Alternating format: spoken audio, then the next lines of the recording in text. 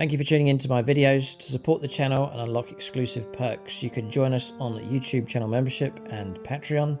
Follow the links in the video description below. Select your level of support and help keep the content coming. This channel exists because of the support we have from fans just like you. Thanks and enjoy the video.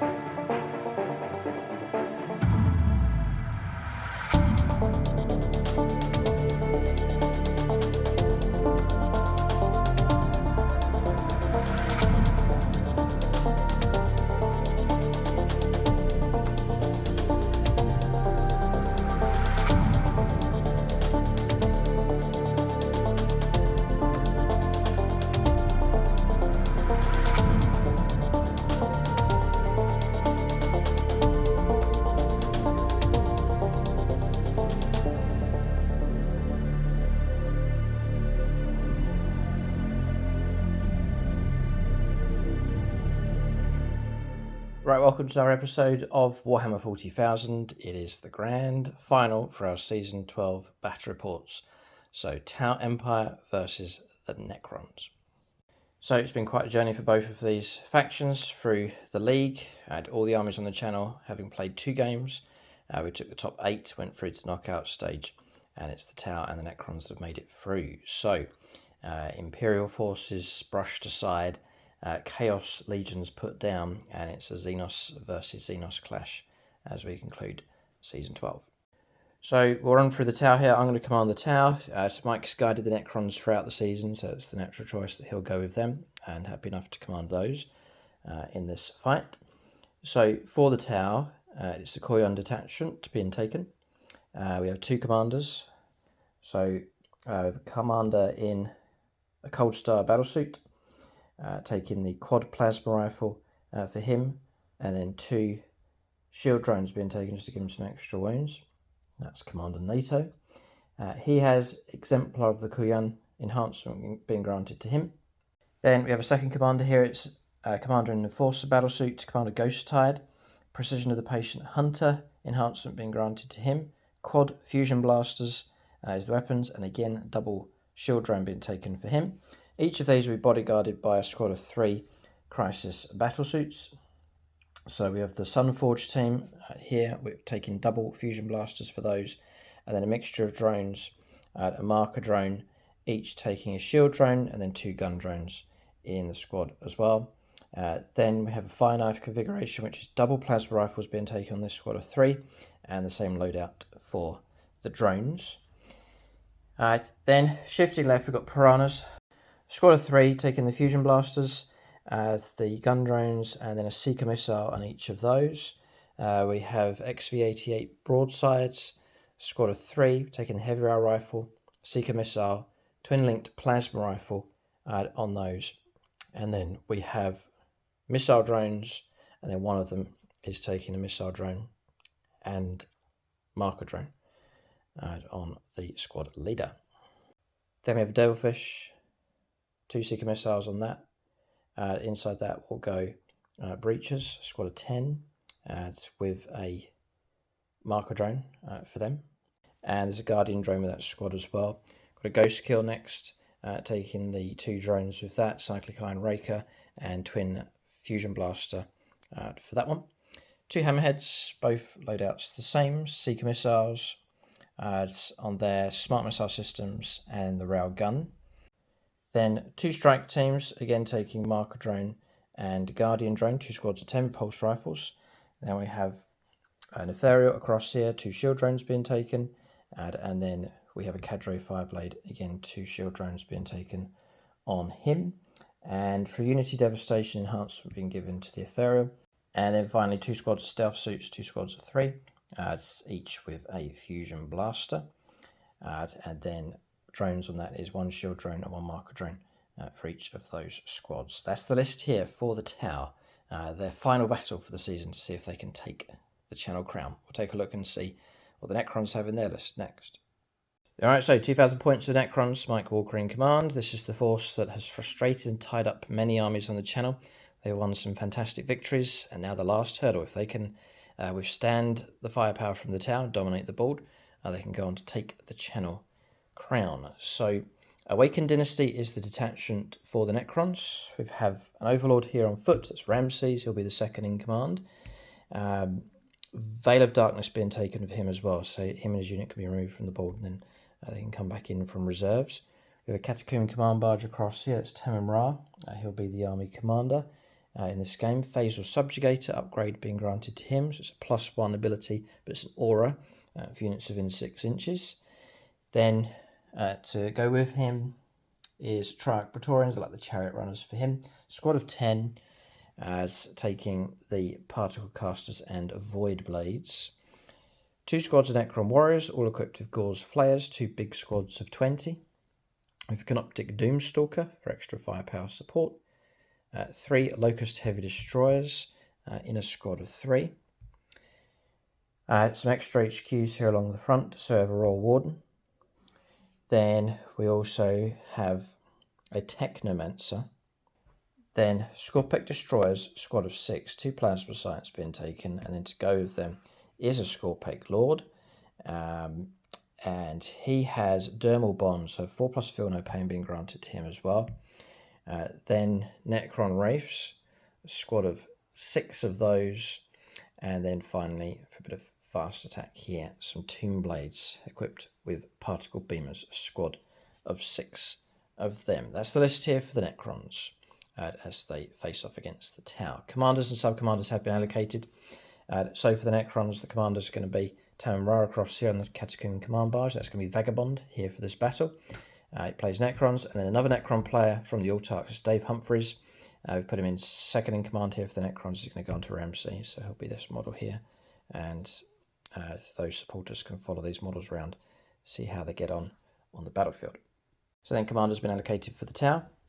So Commander NATO will be in command for this one, and that's going to be Nate Miller as the army commander from the Phoenix Lords, and then Sparks, one of the Autarchs, also plays Tau. We've put him onto Commander Ghosttide here for this battle. That's commanders and sub-commanders allocated, both armies ready to go. We'll take a look at scenario and deployment next.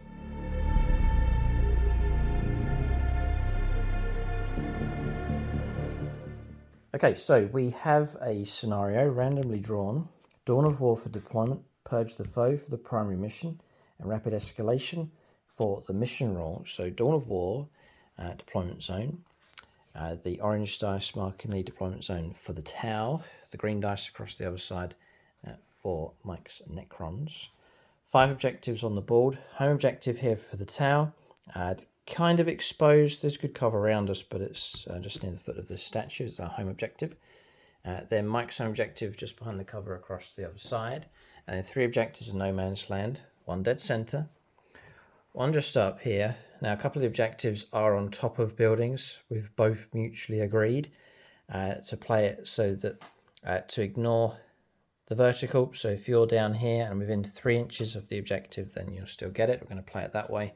We'll play it that way for that one. And especially for this one up here, right up on top, so quite thematic.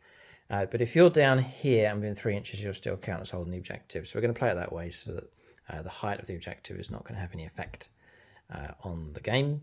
And then this is the third one, so 1, 2, and 3 objectives in no man's land. For Rapid Escalation, it's battle line units arriving from reserves on turn 1, and they'll come onto any battlefield edge as long as it's not within the opponent's deployment zone.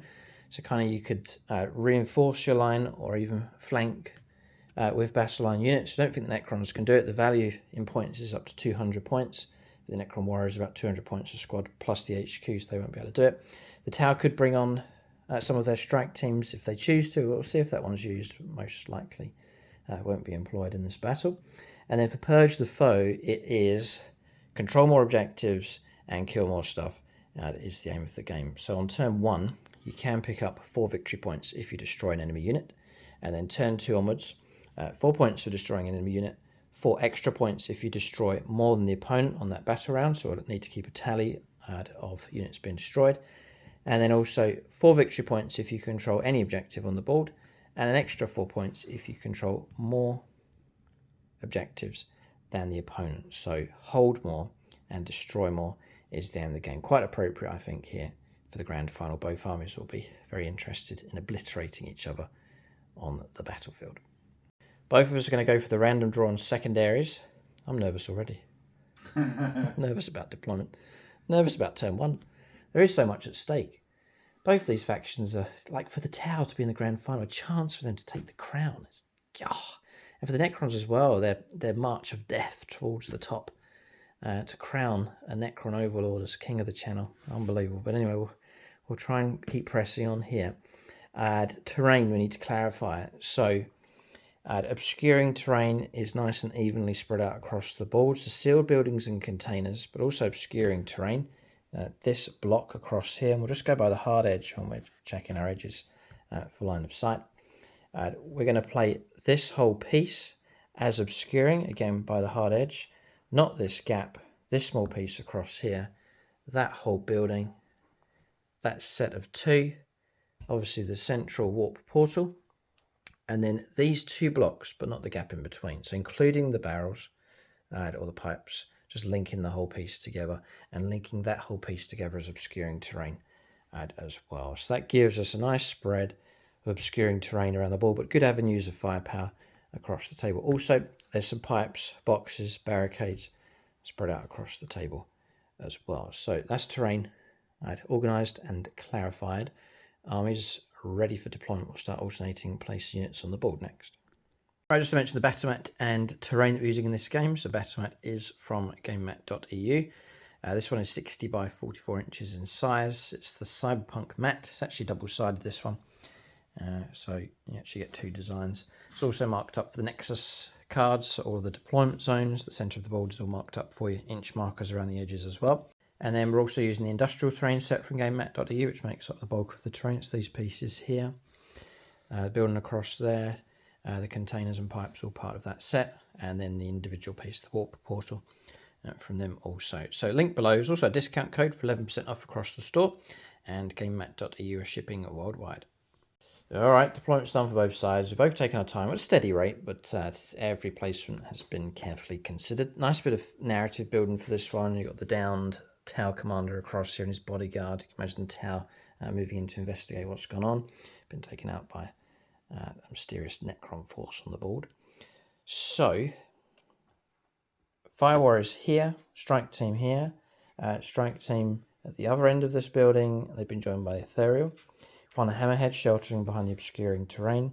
There's a Strike Team or a Stealth Team hidden in here as well. Our home objective, someone's got to sit there, so we put the broadsides positioned here. They've got firepower available down these corridors. Then the Ghost Kill, one of the last units to be placed, is watching the Necron deployments. He's gone there. Hammerhead sheltering here as best as it can. More exposed here with the Devilfish on this right-hand side.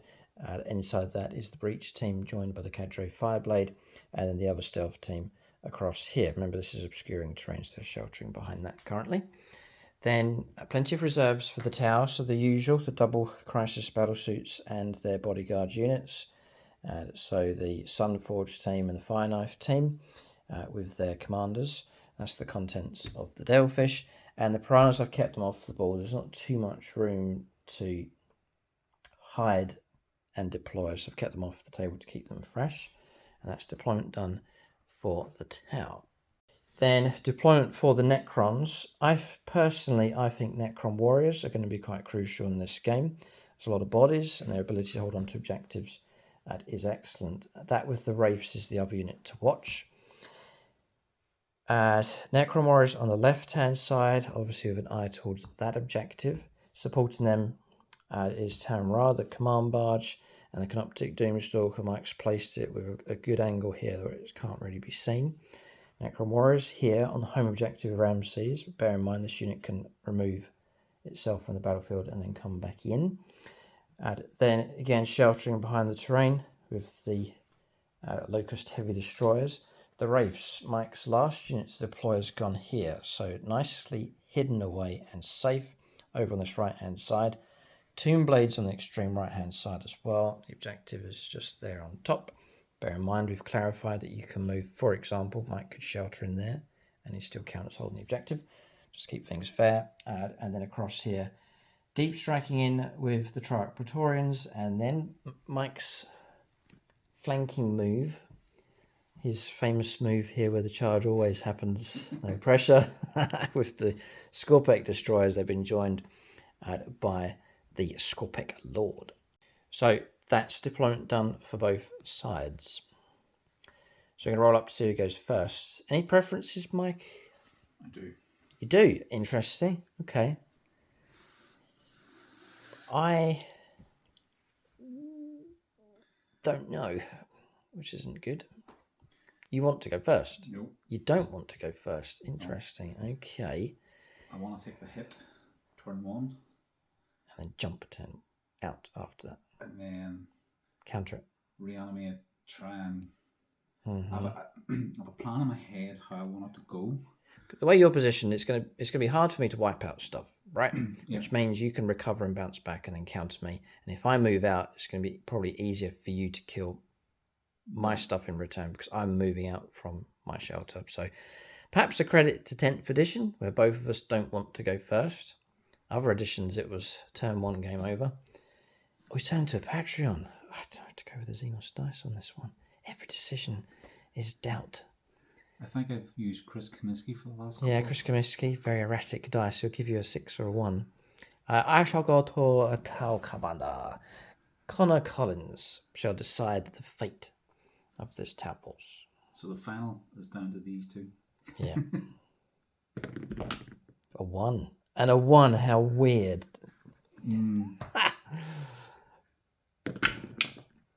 5 and 2. Necron's definitely going first, which is not what Mike wanted, but very early stages here. It's not quite going according to what Mike had hoped, but it doesn't matter, I'm sure. We'll go on to the first turn of the game. Necrons will make the first move here. Tau are going to have to wait here and see what the Undying Legions do. Turn 1 for the Necrons coming up next.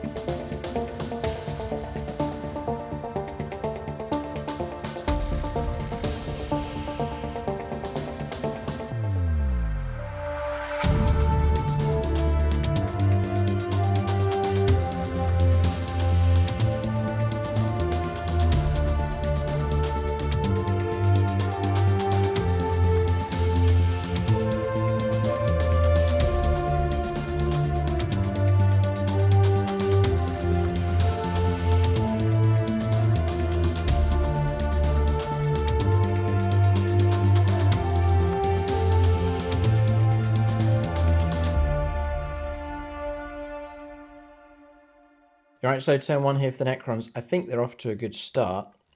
Cards drawn, no prisoners, which is destroying enemy units.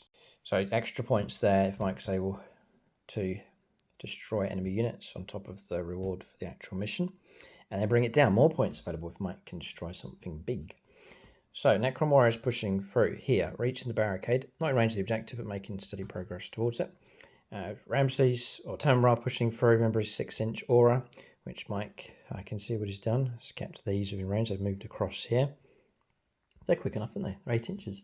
Yes, they've swiftly moved across here. Deployed, and line of sight of all 3 through, not to the ghost kill, can't see him for his ability, but the broadsides. Mike's going to go after them straight away. Supporting firepower coming across here as well. The Canoptic Doomstalker's shifted to its right to engage. Necron's just going to go straight for it here. That's the impression. I'm going to take the fight to the tower straight away. Necron Warriors happy enough just to anchor the home objective for now. Wraiths jumping up and over, and they've got the fly keywords. They've landed in here, just skipping onto, or hopping over onto the next piece of obscuring terrain. And then combining a move with the scout move as well at the start of the turn. The Tomb Blades have got themselves on top of the burnt out Land Raider, all in range and line of sight of the Fire Warriors on the right hand side. Tau, I think, are about to take a bit of a battering. The opportunities there, go for it, especially in a game like this. So, me not liking this situation here early on. Necron's more than happy to move out aggressively towards the tower. Sam Hermes, we're going to start here into the Fire Warriors. Okay, here we go. It is the blast keyword and it's d6 shots each. Definitely sure it's got blast. Blast, devastating wounds. Okay, right, so it's going to be 6d6 plus 12 shots. No, we're hoping for a high. Oh, it's not too bad. It's alright, it'll be alright. 16, 17, 18, 23. 23, 25, 35. 35 shots. Ain't half bad. And I think the way Mike, I was going to call you Necron. Mike's positioned them as they've got themselves in range of the objective as well. So this is going well enough for the Tomb Blades for sure. Well, the whole idea is that I can shoot them and then they can move 6 You can inches. make a move, right. Yes, you may well disappear them back behind the terrain. So, 3s. Yeah, 3s for hits, yeah.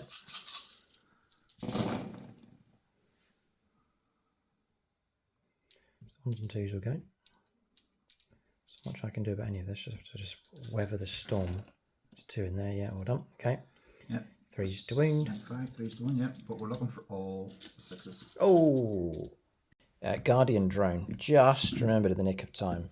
-1 to the wound roll. So it won't stop the devastation, but 4s then. Right. Okay. Many's in the unit? 10. Yeah, Mike's trying to get the wipeout. That's the whole point. I'm not going to get it. We have 2 dev, and then... Tower technology may come to our rescue yet. There's a number of 3s been taken away. Yeah, so 2, 4, There's a 2 6, in there. 8, 9. 9 plus 2 kills. We should survive, but we're definitely going to be taking casualties. So you said 9 saves. We're behind the barricade, so we're going to go up to a 3-up save. Alright, it's a bit below average. So we're going to take 4 plus 2 dev. 2 more. So 6 casualties taken on that squad. Alright, so casualties removed, 4 left. And then the bikers are going to disappear behind the terrain. And I think the way they're going to be positioned is they'll have themselves in range of this objective. So we've got an objective grab going on this flank. Looking very, very strong across here. There's Wraiths guarding it as well. With this current selection of Tau units, there's no way they're going to want to push out there to claim that at this stage. So Necrons entrenching themselves over on that flank. So good manoeuvring from them so far. We'll press on. There's plenty more firepower to come. Yeah, firepower from the Warriors next. We've got the Warden and 15 others, all with flares, and they're going into the front of the Devilfish. Yeah. So 3s because of the +1. Okay.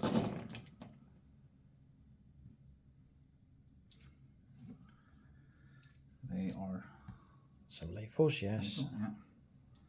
Which is helpful. And then it'll be 6s. 6 to wound. Number 1. So 4. 4 at -1. There's no minus. I was going to check for cover, but it doesn't make a difference. It's going to be 3s to save. And 2 get through, knocking us down to 11 wounds left. Just chipping away. You can do the Warden next of his firepower. It'll be on 2s. 2 hits. 2 hits. And strength 5, so... Could be 5s to wound. I think I'm toughness 9. Yeah, we are toughness 9. 5s will do. Nope. It equals 5, but it's not 5. You're right. One Necron unit from your army that has not been selected to shoot. Till the end of the phase, each time a model in that unit makes an attack that targets a unit. within half range. Can't do it within half range. Oof, boy, oh boy, oh boy, oh boy. Right, okay, so Mike's trying to figure out what he can do here. Okay. Locust Heavy Destroyers are going for the long-range exchange here of the XV-88 broadsides. Okay, Mike's sweating here because if these aren't taken down, they will obviously delight in shooting back. It's too late now. You've just got to go for it. But he needs 2 successes to go through to kill 1. Because I've got... What? I think I've got 8 wounds. Yeah, we're 8 wounds each. You're damage 6, right? Yeah.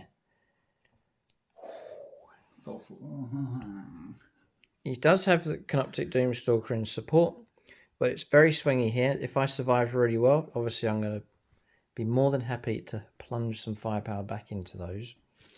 And he's going to turn to Longbow BB. That means I can blame him. Oh boy, this is a key bit of shooting here. So I'll take a bit of cover. We've got a 2-up save. Mike's -4, so I reckon I'll get like a 5-up saved. Stand some kind of chance of blocking it. So it's all down to can he hit, can he wound, can we save? Got to get through all these hurdles. It's like a hurdle race. Just don't trip. Okay, go for it. Oh, the weight's like a weight on our shoulders here. We'll just be glad to get this game done. 2s. 2s. You've all hit, Mike. You're off to a good start. 2s, by the way, because Tamara's in range. Give him +1 to hit rolls. What's your toughness? So I think you're going to be on 2s to win if your strength is really high. 14. Yeah, I'm toughness 6, you see. Rerolling once. And rerolling 1s. It's virtually guaranteed. And there's a 1.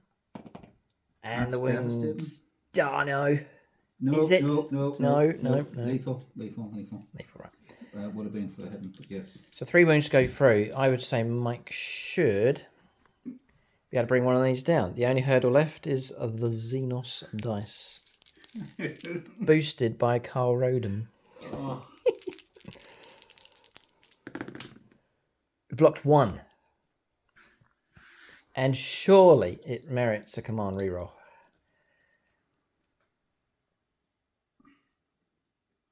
Oh, agony.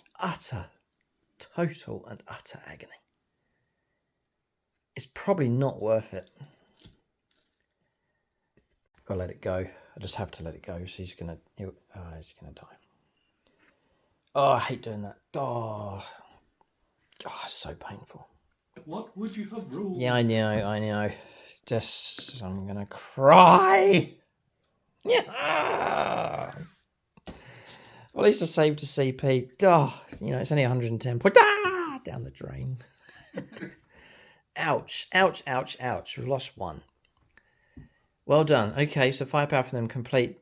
Still 2 remain. They're still dangerous. I'd rather have kept all 3 alive. They're much more potent, but there's 2 left. Next bit of firepower. That's a good result there. That's a vehicle model destroyed as well. So it's kind of strange. You'll pick up points to bring it down, but haven't unlocked any of the other points available. And this is turn 1. So Mike's just looking to kill a unit. We're not keeping a tally yet. The only points available for primaries is just to kill a single unit. So that's the main aim on turn 1. We'll go Darth Windu. Darth Windu. Okay. He's just joined us on Phoenix Lords now. He's moved up from Autarchs onto the Phoenix Lords group. So Doomstalker into the same unit. Same unit. Yes, there's more firepower here. It's D6 +1. D6 +1. Huge swingy roll. 5 is an excellent roll. Oh, the flow is going with the Necrons at this stage, very early on here. But my damage I keep, Mike can recover from damage that he takes, potentially. So you moved. And 4s +1 for... Because Tamara's nearby, really helpful, so back up to 3s. Yeah. Okay. 3 hits. There's a chance here to take out another one of these. Yeah, it's really good shooting. 5 hits. Strength 14. 2s to wound again. Yeah. Triple 1. Triple 1. But double 6 doesn't mean anything, I don't think. No. So what's your save going to? So bosses? you're -4. -3. -3. She'll take me to a 5-up save and then cover a 4-up save.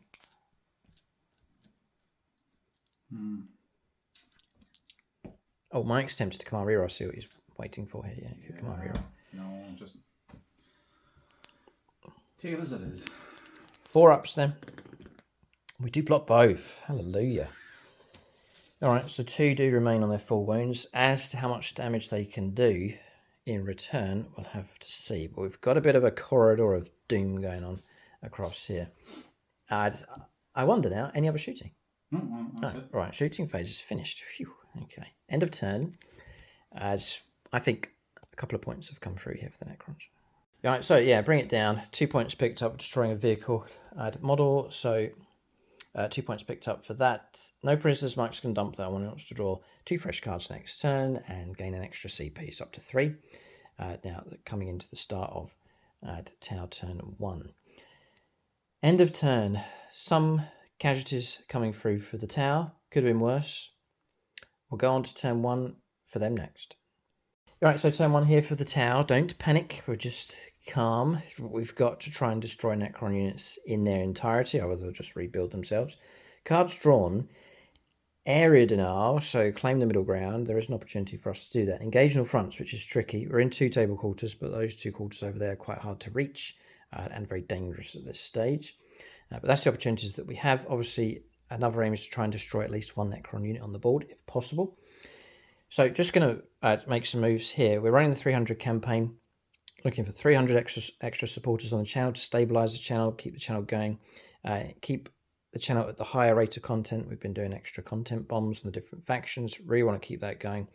Want to start bringing back painting tutorials. Got so many I want to do here for units on the channel. And then we really have increased the content over on channel membership. So join us if you can. To be part of the 300 campaign, we'll give you a name shout out in our battle reports when you sign up. And that can be at bronze, silver or gold level over on Patreon. Or join us on membership at any tier, Aspect, Warrior, Autarch, or join us at the top with the Phoenix Lords. So link for that in the video description below, or you can go to channel homepage, hit the join button and sign up. I think 95% of channel members are Aspect Warriors. That's the first tier. That's going to give you access to all the bonus content that we create on the channel, especially for channel members. The latest game being Primarch versus Primarch, Rabute Gilliman in all his glory. Against the new debut model on the channel, Magnus the Red. And those 2 models do collide on the battlefield. I won't say who turns out the better after that clash, but it was an epic fight. Fascinating combination. And it's like a Space Marine 2 theme going on with that game. That's the latest battle report over on membership. So do join us there for the bonus content. I've got 5 names here that have signed up. James Stewart. These are all Aspect Warrior levels. Ronin Arch. Ibby. And then Imaginary Atlas. And Asher Mendel. Big thanks to them for their support at Aspect Warrior level. Join us if you can at any tier, any level to be part of the 300 campaign. All right, so we're on turn 1 movement here. It's been interrupted by Overwatch, so I'm going to recap what's been done so far, and then Mike's got an Overwatch situation across here. So engage on fronts and area denials the cards in play. We have passed Battle Shock across here. And then we've just retreated in. This flank is just weak at this stage. That can change. It can become even more stronger for the Necrons if Mike decides to bring units in across here. But for now, we don't have the resources to push around. Necrons looking very, very strong across there. So we'll just tuck these in. Taking the opportunity to return fire. So both hammerheads moving in this direction with line of sight down this way. Keeping these 2 stationary. Both of them can see the Locust Heavy Destroyers to shoot at them. Trying to get marker-like keyword units across to assist with this firepower. Jumping the stealth team across, or a 6 for their advance. It's still not enough for them to see through the Locust Heavy Destroyers, which is a shame. But they can see the Doomstalker. Then the strike team rolled a 5 for their advance moving across. Now advancing with these, but we have taken as marker drones, which lets us advance and still light up targets, thankfully. For area denial, it's just a no-brainer, really. But it may well come at a cost from 2 different directions. One's Overwatch, which Mike's about to do, and the other is the Wraiths. They can jump to about here or here, so certainly add a charge for them if they decide to move out to the middle of the board. We're jumping across there for a bit of firepower. Area denial is just to occupy that area. So you don't have to perform an action and so on. And then we're up to here, so I haven't moved any of these units across here at this stage. But a cluster of tower firepower, and then a brave ghost kill commander about to be shot at. On Overwatch here, needing 5s actually. Yeah. For the Canoptic Doomstalker, Michael Fryer dice being used. Patreon dice being drafted in straight away. For the number of shots is 3. 4. So 4 in total, yeah. Yeah. Well, I was hoping for a bigger roll, but 5s. 4 shots needing 5s. And 1 gets through. 3's for a wound. Nope.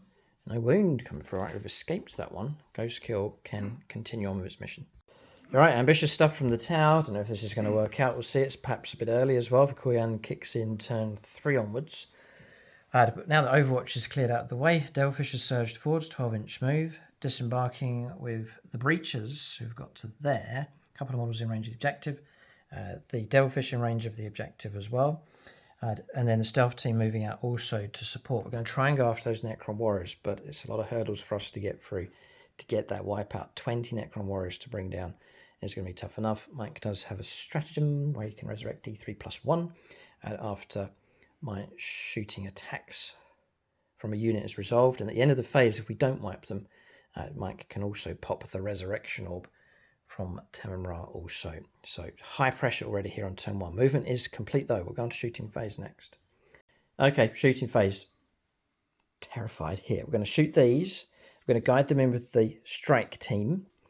I've got the Sparks dice on standby. It's a tower commander who plays Farsight Enclaves, I believe. So we're going to fire these 2. We're going to fire the Seeker missiles, and there's 2 shots each coming from the heavy rail rifles, and they're going to reply with firepower against the Locust heavy destroyers. So we'll turn to the heavy rail rifles first of all. I wish I had a squad of 3, but anyway, I don't know, because to see you, I would have had to move the 3rd one around, and they would have lost the bonus. I don't know. You're welcome. So we've sat still for heavy, and we've been given +1 to the ballistic skill. So we're looking at 2s, not re-rolling 1s though, sadly. They've all hit. We've used the ability coming from the ethereal for lethal hits. Didn't roll any 6s there, so that's not helped. We have got 4 out of 4 hits so far. So wounding is the next one. I think I'm going to be on 2s because we're coming in at strength 12. Yeah, okay. And they've all wounded. I think we're in a good enough situation here. This is huge. This is a big one. We're coming through at AP -4, and Markerlight ability is ignoring cover. So those will go straight through. I don't think you're on removals yet because the damage is D6 plus 1. So this is going to be a 1 at a time job here. So Sparks for the first one, 4 wounds at a time. The first one is a 6. Oh boy, that splats one of them. Next one is a 6 again. God, someone's annoyed the tower here. Next one's a 4. Target destroyed. Whoa. Okay, broadsides. Okay, it's a unit that people have said that should be removed from the list, but they have redeemed themselves here for sure. All right, so Seeker Missiles declared and expended as well. I'm just going to keep a dice tracking here where Seeker Missiles are still yet to be used. But mission success here, that's a major anti-tank threat removed. It now frees up the Hammerheads to unleash their firepower into the Canoptic Doomstalker.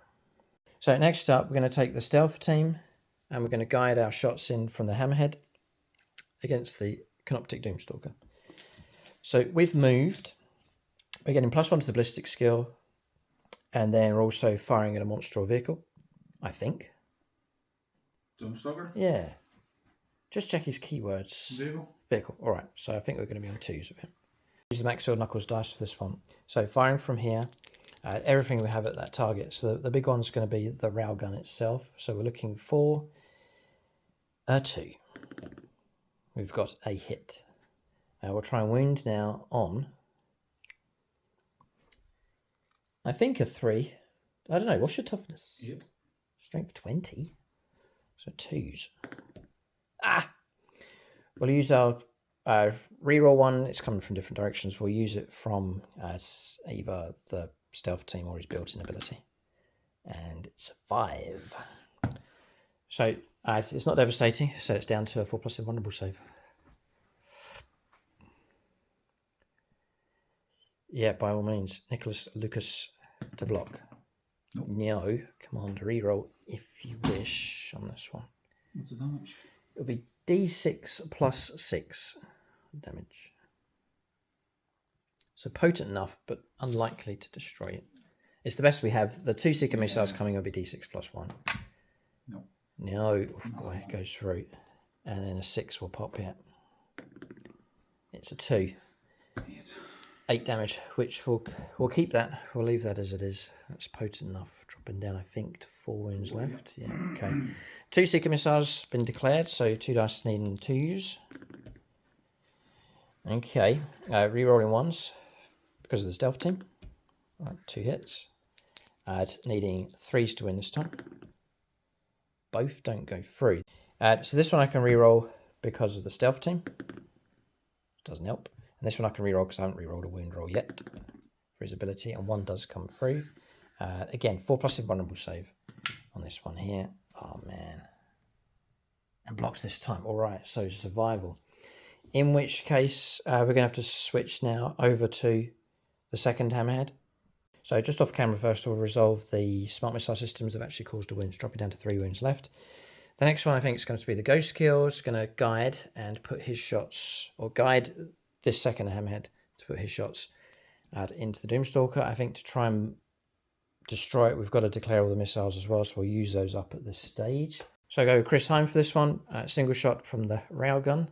Again, +1 to the hit rolls, and then shoot at monster vehicles. It's 2s. Got a 1 this time. Not being guided in by the stealth team, so we'll use our reroll, the hit roll now. And we've got a 4, so we have hit. Now we're going to try and wound. And we rolled a 1. And I'm going to command reroll this. Man, and try and get the 2. Okay, it goes through. But again, this is going to go to a 50-50. Blocked again. Okay. We'll then turn to the 2 missiles, needing 2s. There's a 1, and we can't do anything about it. And then the last chance here, trying to wound on a 3. And no, it doesn't wound. We've not killed him. Okay, we'll check to see if the smart missile system is in range, and that's the hammerheads finished. Didn't destroy their target. Yeah, they're in range. Need 3s. Need 5s. And we do get 2, would you believe? 3 ups. And 1 sneaks through. 2 wounds left on the Doomstalker. So I've got to do it. I'm going to put the ghost kill into him to try and finish him off. We will supercharge firing the cyclic iron rake. We've gone to Travis and Jen for the dice. 6 attacks. We'll go Jen here. And then we'll go Jen with the fusion blaster. That's range 12, I think it is. So we're going to... Oh yeah, if I was able to shoot you. Going to need 4s with the Jen shot. And we don't. We get a 3. We're not being guided. So it's all down to the cyclic iron rake next. So Travis attacks. Bang on half. Toughness 8. Strength is 8, I think. Yeah, so 4s to wound. A wound. A single wound. This is where I wish I hadn't used the reroll. 50-50. Yes! Blocked. You deserve it, Mike. Well done. And it's the green dice. Of all the dice on the channel, it's the green dice keeping the tower at bay. Oh, Doomstalker lives. Unbelievable. Well done. And I'll take a hazardous test. We're okay. All right, but struggling to take the Doomstalker down. Okay, we'll just forget about the middle. We're going to go over here. Now, this micro battle taking place. The whole aim of the game for us is to try and wipe out a Necron warrior squad. I don't know if we can do it. We'll do the absolute best that we can. So, we'll go with the Devilfish first, and it's going to put its Dacker into those Necron warriors, is the idea. Not being guided by anybody, just of its own initiative here. So first up is the Accelerator Burst Cannon, needing 4s. And we get 3 hits. That'll be 3s to wound. And the wound comes through. No AP minus. So 3 up behind the barricade. And passed. And then we have drones here. Smart missile system. Whoa, crazy. Failed, right, so that's him done. We'll then go with the stealth team. So the stealth team's going to guide the breachers into the Necron warriors. I think I can do the stealth team first. And we'll put their attacks in before the breachers is the idea. So we're going to go for burst cannons. So 8 shots. Need 4s. Okay. And then 3s to win. And it's 3 saves.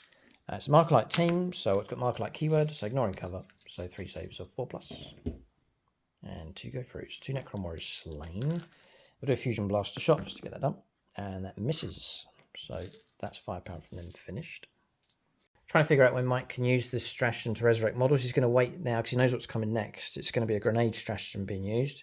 I reckon after I've thrown the grenade, he can use his ability to resurrect models. We're both in agreement, so we'll go ahead and do that. Spend a CP. 1 CP left, and then we're going to go for 4s, just to blow up Necron models. And we've got 3.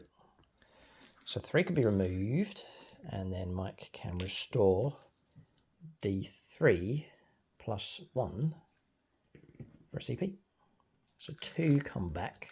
Just to keep the numbers up on the squad to try and prevent the breaches from getting the wipeout. Active, you can re-roll the dice to see how many wounds or reanimate it. Yeah, fine. You picked it up, brilliant. And it's still the same result. Okay. Every model counts, I think, for the volley that's coming. I don't know if I could do it. There's 17 models to try and get through. 30 shots. 2 shots each for the pulse blasters. An extra 1 because of the Cadre Fireblade. They start off on Ballistic Skill 3+. Then being guided in, we will be on 2s, and then re-rolling 1s, because it's a stealth team that's guided them in. Just going to check they haven't changed that again. Yeah, they start off on 3s. I guess they're specialised in accurate close-range firepower. There's stratagems out there, but half of them I can't use, because you can't use them on turn 1 and turn 2. So I'm just going to roll all these dice. Now, hitting, well, I'm not going to say too much here, because there's plenty of 1s. Which need to be re-rolled. Right, so they've all hit. I was going to say hitting's the easier part. Wounding, strength 6. Re-rolling 1s because of the stealth team. This is the crucial roll, and there's a heap of 2s. No, please, there's more 2s. 2s, stay away.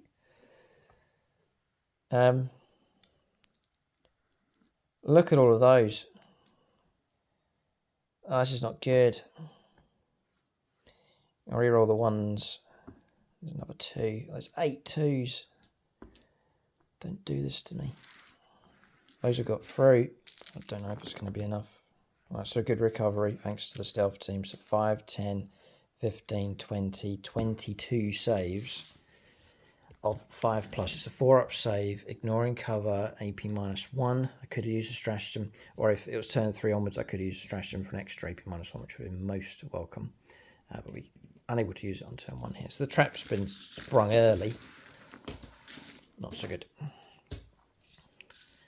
5 ups. If Mike rolls really well, I keep a good number of the models alive, and then can start resurrecting models with the resurrection orb. Bound to keep plenty alive.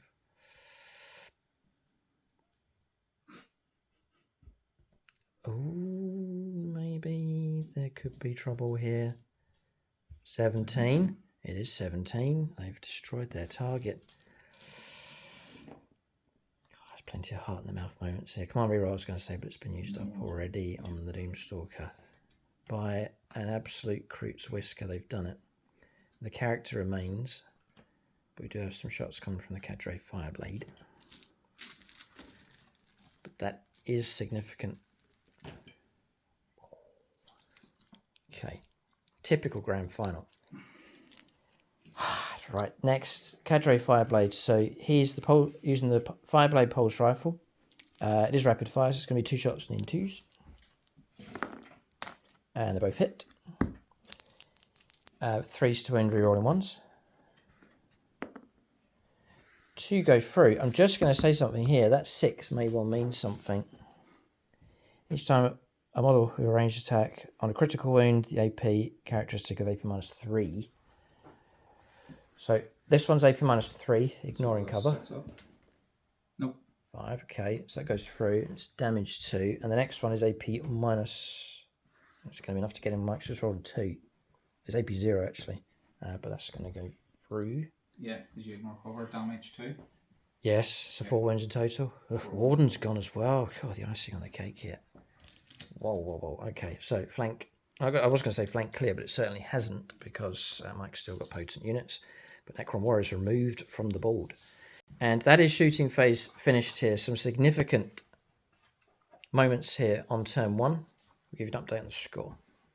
Right, so points coming through. Surprising amount here for the tower, but very early stages in this game. Also to clarify, we didn't mention it, the 2 points from Mike's turn were scrubbed here because to bring it down, it's got to be a vehicle monster unit, not individual models. That's worth bearing in mind for that secondary. So you needed to wipe out the whole unit to pick that up. So 4 points for primaries because we did manage to destroy an enemy unit. 2 points for engaging all fronts, actually, because of the breaches. They crossed the halfway line entirely. So managed to get 3 table quarters. And then 5 points for area denial. Within 3 inches of the centre of the board, no enemy units within 6 inches. So a rake of points here for the tower. Very early stages. Necron still plenty of units on the board. And all the nasty reserves still to arrive as well. But 2 significant units removed from play. The Necron Warriors, which we certainly missed over on this flank. And then also the long-range firepower from the Locust Heavy Destroyers. Early stage though. We'll go on to the second turn of the game here for the Necrons coming up next. So turn 2 here for the Necrons. Really sensing the importance of these turns here, every decision being made. Secondaries in play as no prisoners. Points, 2 points time for each enemy unit destroyed, up to a maximum of 5 points. And then overwhelming force in play as well. That's destroying enemy units on objectives. Again, maximum of 5 points available. So couple that with the mission, it really is a case of the Necrons of just destroying as much of the tower force as possible. Something that the Necrons will be only too glad to attempt. So Tamra's moved out across here, jumping up on top to shoot and charge. Shifting, restoring 2 wounds, or even 3 actually. It's back up to 5, and shifting to the left with the Canoptic Doomstalker to lend some firepower support. Necron Warriors and Ramses just anchoring the home objective for now. Wraiths have pounced and knew they would. So they've shifted across. I think it's a 10-inch move that they have. That's quite a short charge for them against the Ghost Kill. Team Blades have moved out. Bear in mind they can move back again after they've shot. And reserves. So is this finalised, this move across here? It's bringing in the Triarch Praetorians here. A number of reasons. First is to continue to anchor that flank objective. And also, I think they've been strung out in a way to block Tower Deep Strikers over on this flank. So just letting Mike, he's placed the models, he's just figuring out whether to keep them there or not. There's opportunity here, here, over here. Initially, he's thinking about dropping them in here. He could reinforce from across the other side. So there's so many choices, so many needs across the battlefield. But there's also the requirement to anchor and hold objectives to keep those points flowing in. So it's a balance between trying to annihilate the enemy, at the same time make sure the points flow also. Decision made. Mike's going to go with that play with the Triarch Praetorians to anchor the objective on Mike's right-hand side. That's movement done. We're going to shooting phase next. All right, so hold it right there. Movement phase not quite finished. Rapid ingress used, and we have a tower commander's turned up here. It's Commander Ghost Tire that's turned up at this point in the game. In anticipation of a Wraith attack across here, so the tower trying to preempt. There's not much I can do to stop it, but we can try and be better prepared to react to it once the central ground has been claimed. So paying a CP for that one. I've got 1 command point left. Mike's got 2. That is the movement phase finished. Shooting phase next. All right, first bit of shooting is going to be the Necron Wraiths with their particle casters. Yep, Dave Humphries for firepower. Yeah, Necron player. So it is 4s, but because they have a character, it's 3s. Back to force for stealth. Yeah, of course. Okay. Going into the ghost kill here. The intent's to soften it up before going in for the kill. That is the plan. A lot of 3s there though, so we've kept some of the hits away. Alright. But look at all them 6s I got. That would be nice for the wolves. So trying to wound. Do you know what? You might be on. Yeah, toughness 8. No, 5's to wound. 5's to win. 6s are dead. Yeah. There's 5, 6s. And that's it. And that's it. Okay. Alright, so I'll take the damage. I'm not going to use the drones. So it says you can use the drones after a shooting attack is allocated, so I'll leave it. We'll take 5 damage, which is nasty enough, dropping us down to just 7 wounds left. The Technomancer, 3 shots. Yep. 4s to 3s, back to 4s. Okay. And then 5s. Yeah, 5s. No. Okay. Tomb Blades, they are going to put their shots into the ghost kill. One of them can't stretch to get within range for lone operative, so it'll be 5 of them. Yep. 5 So 5d6, yeah, there's trouble for us here. And 15, 18. 18, yeah. You might just be able to take out the ghost kill through firepower here. These also carry devastating wounds. 3s to 4s. Okay.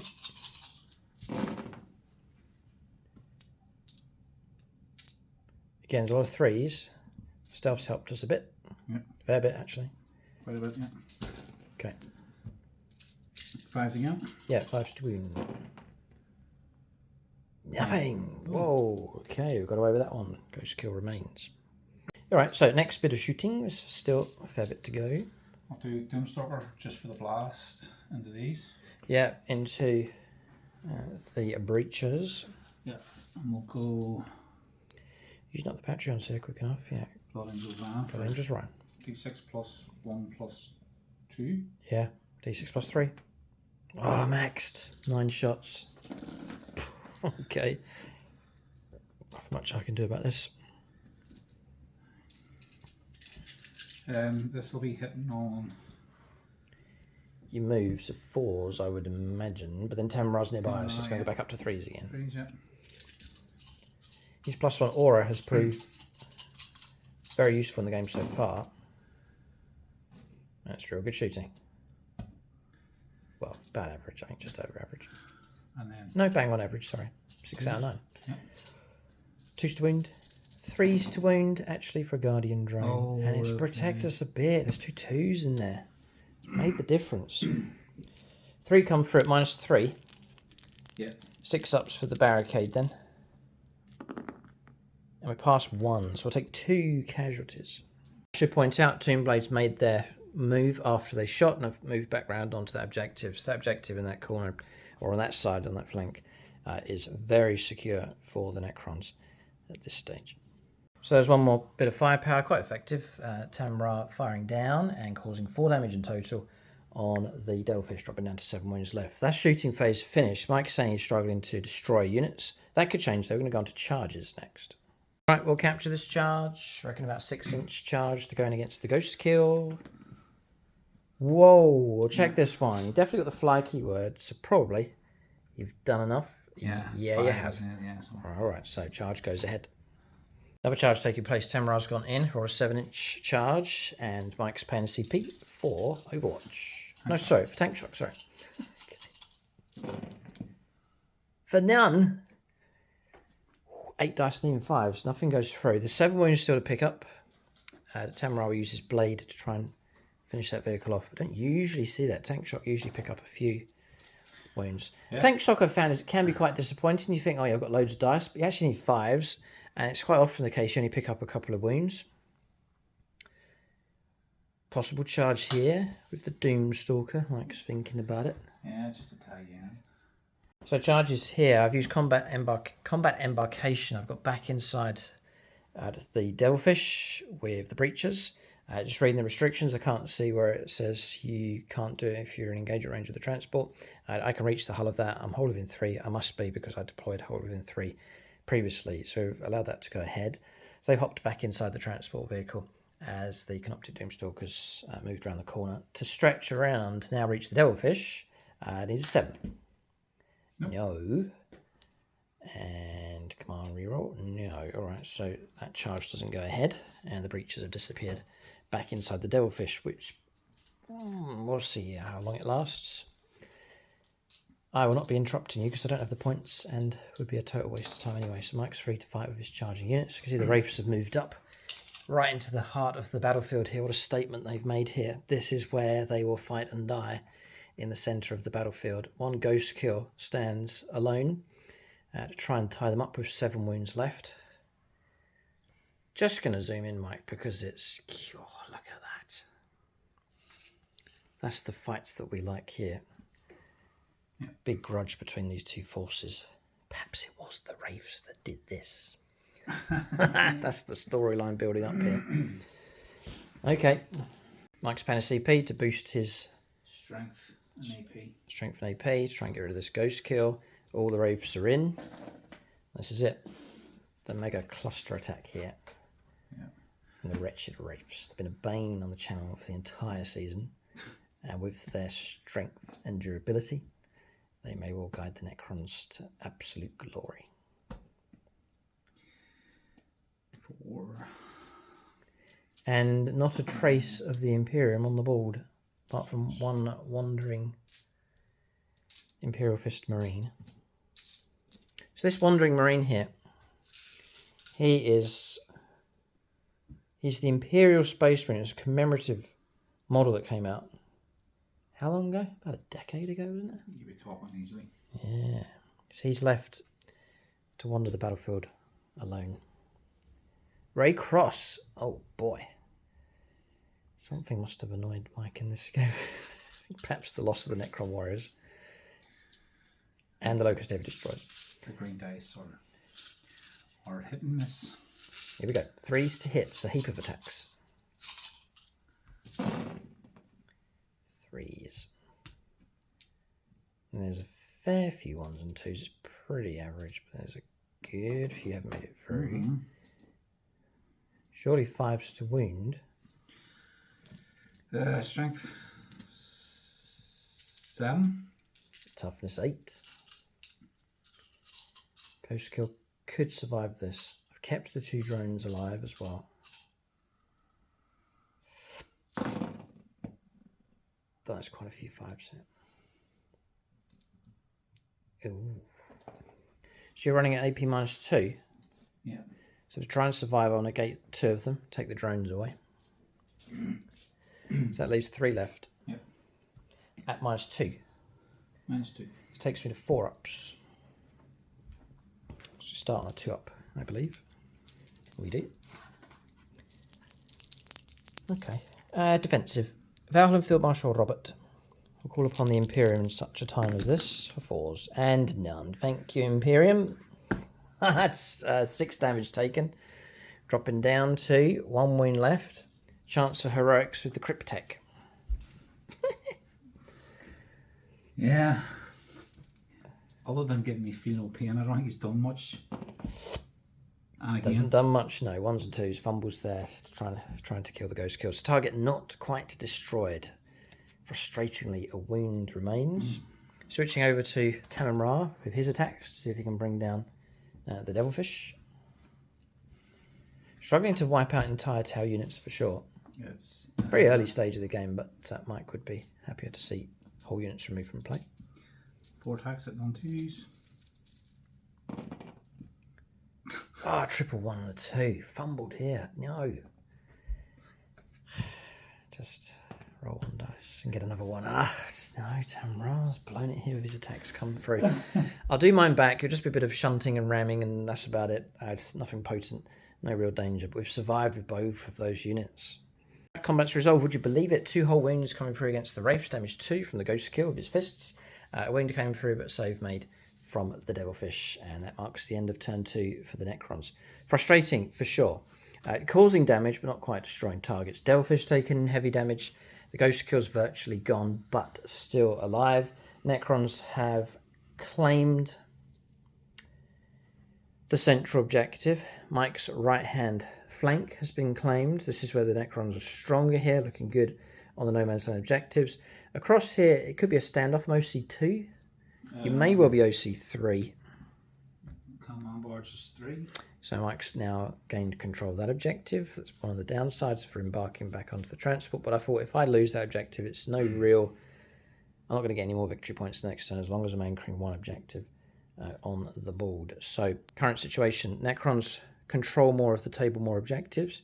But the Tau are surviving the onslaught quite well at this point in the battle. We'll calculate points end of the turn, and then we'll move on to Tau turn 2. All right, so points coming through. Just 4 for primaries for the control of objectives on the board. Started the turn with 2 each, so just 4 points. Nothing for destroying targets, which has affected the secondaries with no prisoners and overwhelming force destroying units on objectives. So I can see why it really has been frustrating here for the Necrons. Just needed to kill a couple of units and a good few points would have come in, but it hasn't happened. So just 4 points in total for the Necrons at this stage. Tower on 11, with a turn in hand, they're about to pick up 4, plus the secondaries coming through.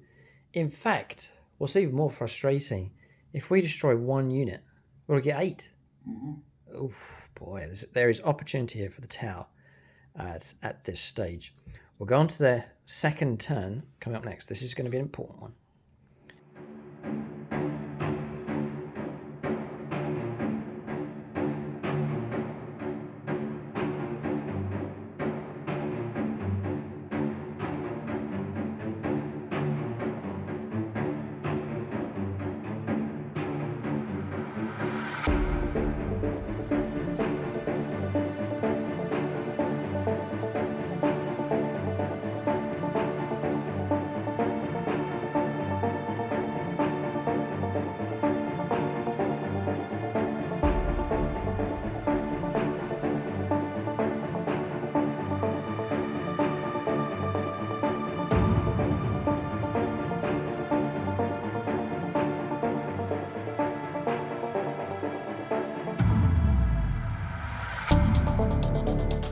Alright, so turn 2 for the Tau. A vicious game of 40k, there's no doubt about it. Pulled out a close combat here with a ghost kill, just 1 wound left, dragging himself away. And in retaliation, Mike's gone straight for Overwatch with the Wraiths. He's going to do it before I move, because they have pistol. So you can just shoot as normal. Just looking for 1, 6 on a wound. Michael German for the firepower. 6 is first of all. This is the toughest part, trying to get the hits. Oh... 3. This will make you sweat here. 3 dice needing 6s. I just need 1. Just need 1. A single 6 will do. Yep. Deep breath. Ow! No. Chance was there. Yeah, it was. I'm going to reroll it. No. You got the cryptek? No, you can't, because you declared that you're going to do it before I jumped. And he doesn't have pistol. Mike wanted to get the maximum amount of shots before I moved away. All right, interesting. Very interesting, but we've survived that Overwatch with the ghost kill. All right, so turn 2 movement here for the Tau. We're talking about the current situation in the game. Tactically, the Tau are looking pretty good. We reckon there's potential with them here on this turn, and we may well even be able to go after the Wraiths here with some aggressive firepower and sort of stacked up firepower, which is the ideal situation for us to try and take down the Wraiths. 1 unit won't be able to do it by themselves, but if multiple units can get to those Wraiths, we may well be able to bring them down. Remember, we've got to try and go for the wipeout against that unit, otherwise they'll just start to recover themselves. So, a lot going on here for the Tau, trying to coordinate heavy firepower as much as possible. All our reserves are on the board. So this is the big turn for them. 4 points coming in for primaries. We've strung this unit out across here and advanced, but it's to help get a bit of Arclight ability across down the Wraiths, just to help guide another unit in. It's expanding out, pushing forwards with the Warriors, the strike team, but being careful. Mike's just in that corner, so you can literally jump out to here with the Triarch Praetorians. We've got to watch out for that. Holding position. Hammerheads, this one's pushed forwards in the gap that's been created and can see round to Tem and Ra. This Hammerhead's pushed into the terrain, so now it can see through and be seen. The Piranhas have turned up as a backup to let loose of their firepower if needed, and then to react later on to other units moving out. Stealth teams pushed forwards. Then Commander Ghosttide leading a charge here, pushing right through onto the central objective to get within nasty melter range with the fusion blasters. But he's not alone. Has now been joined by Commander NATO on top of the building across here, getting ready to coordinate his firepower. So the two commanders stacked up, working side by side, which is the main narrative for this tower force. Two tower commanders working in tandem with each other to coordinate the battle. So love that narrative side of things here for this tower force. And we can see the two of them working together against the same target. Then across here, got back out of our transport into the same spot we were in last time, but free and able to shoot. The Devilfish has remained in close combat so that it can shoot against the vehicle. And Temrar can be shot at by these other vehicles across here as well. Then stringing out the stealth team, just covering our back door. That was lessons learnt from last year's final. And then that's it. So the tower's strung out across here. We've been trying to watch our perimeter, our edges, which if Mike goes after those with jumping units, deep strikers and so on, or flanking units, it's fire warriors and breaches. That's the kind of units I want at the edge, and then trying to protect the core of firepower here in the middle. We're going to shooting phase next. There's a fair bit here stacked up for the tower. So Midnight Miniatures firepower, we'll do that in just a moment. We're going to go for, just checking the rules. It says as long as you're eligible to shoot, you can be an observer or add a guided unit. So I reckon I can take the Devilfish and guide, be the observer, and then guide the breaches into the Doomstalker. That's the plan, so I reckon that can go ahead. First of all, I'm going to throw a grenade as a priority here to try and put some wounds on the Canoptic Doomstalker. So I'm going to spend a CP. And Midnight Miniatures here for this grenade attack. 4's great. And we get 2. So 2 mortal wounds caused, just knocking the wounds down. Okay. We'll carry on with Midnight Miniatures. We'll put the attacks now from the breaches. They have been knocked down. So there's 8 of them in the squad. It's 2 shots each. Cadre Fireblade is with them. Another extra shot each as well. It's 2s, because we're 3s to hit and then guided. Not rerolling 1s this time, just straight up 2s. Okay. 5s to wound.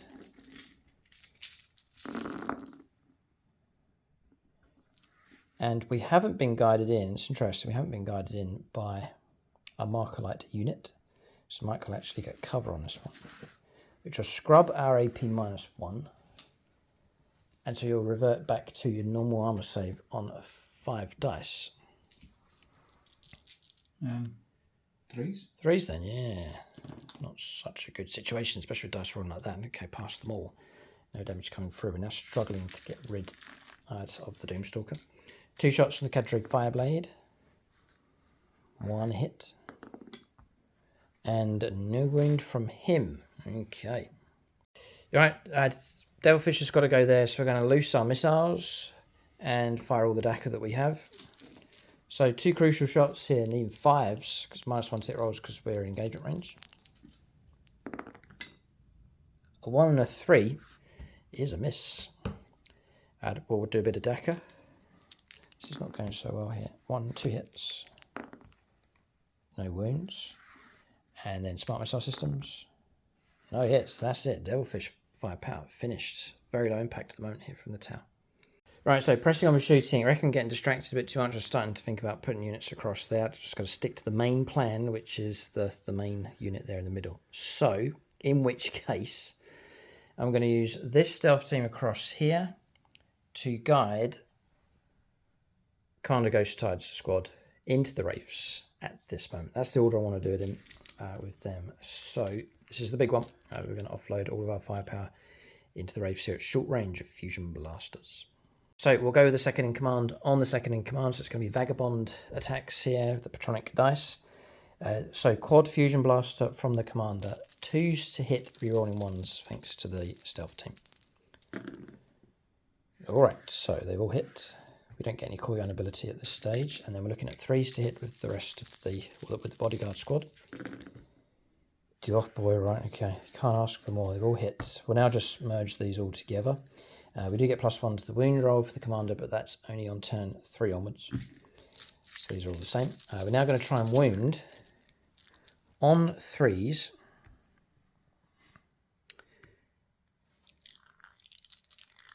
Right, it's rerolling wounds against monsters and vehicles. You're not, I don't think. Beasts. So straight up 3s to win it. Rerolling 1s because of the stealth team. A couple have failed. These are going to be at AP -4. So down to invuln saves on 8. I'll have to do 6. What's the damage on them, sorry? Well, I've caught you at close range. It's going to be D6 +2. Melter 2, yeah. Strength 9, -4, D6 +2 damage. This is a huge roll, this one. There's 4 Patreons left, if Mike wants to use those. There's a pirate dice, if you've got your eyes on him. Yo-ho, thieves and beggars. Never shall we die. They love force.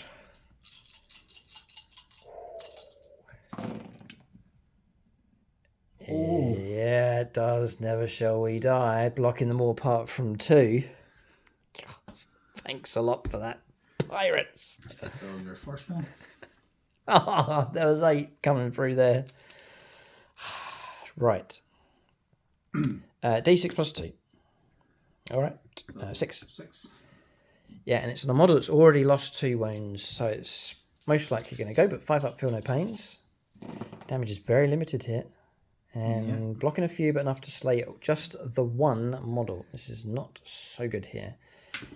And then the next one is 2. +2 is 4. 4. Oh, okay. So yeah, you can try and keep wounds away.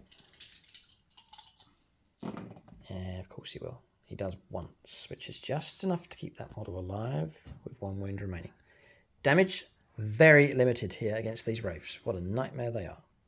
So we'll do these as the observers. They're going into Tamra here. So we've got a single shot needing a 4, or even a 5 actually. And that's failed. And then a little bit of Daka. Again, needing 5s, just because -1 going into close combat. 5s to wound, snake eyes, and that's it. So that's their firepower finished. A chunk of tower firepower is done. It's been very low impact so far.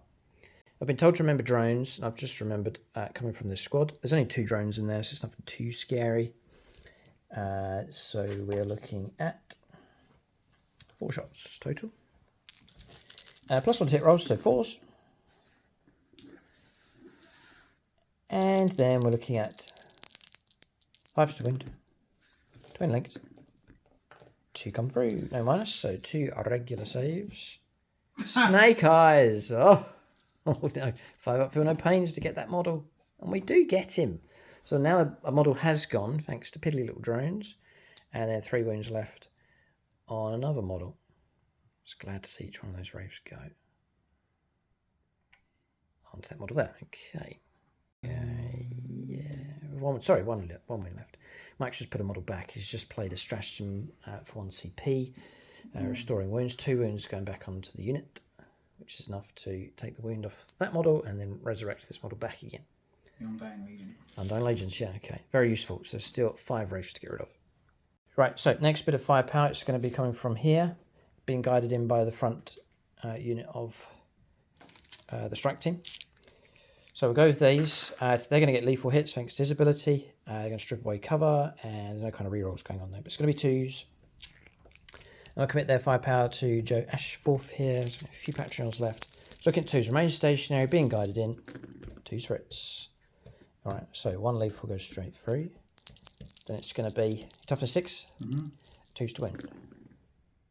And they go through, no devastatings. So you're looking at 4 invulnerable saves. These are dangerous enough. If they go through, d6 +1 damage, I believe. Yep. 4? Yeah, 4 dice and 4s. Oh, that's okay. The 8 miller dice. Mike snatched it here. Does he have Nate Miller, Tower, Farsight? Necrons! He has declared himself as a Necron supporter. Okay, even though he's the patron saint of the Tower army. He also said his Necrons. So Mike's... Nate decide the Nate decide. I don't know, actually. Yeah, of course you can use the Nate Miller dice. I'm more than happy. Because he is a true friend of the... One gets through. Come on, how many 4-up invulnerable saves? D6 plus 1. 5, 6. So 6, feel no pains. I'll just do 4. Yeah, that's going to go. Right, okay. Second model gone. Oh, it's 1 unit, destroying 1 model. So if I can just get another 4 units to shoot here, I might be able to get rid of these wraiths. This is not going so well. They're surviving very well indeed. Should have shot with them first to try and strip away the wound. But anyway, just calm down. We're going to go for plasma rifles next. Just the 2 shots. I've got a feeling those are going to miss because they're not heavy. We're going to be on 3s. So you do get heavy with the heavy rail rifle, but the twin plasmas are twin linked, but they're not heavy. So those 2 have actually missed.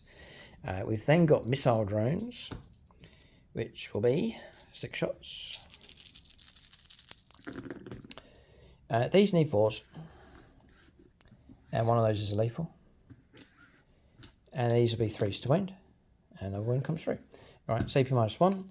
And we're looking at damage 2. 1 goes through. I think Mike's clearing cover. 2, did you damage 2? Damage 2, yeah. So feel no pains. No, alright, it's 2 wounds taken. So that's them finished. We'll go on to the warriors that guided them in, the struck team. 20 attack, 16 4s.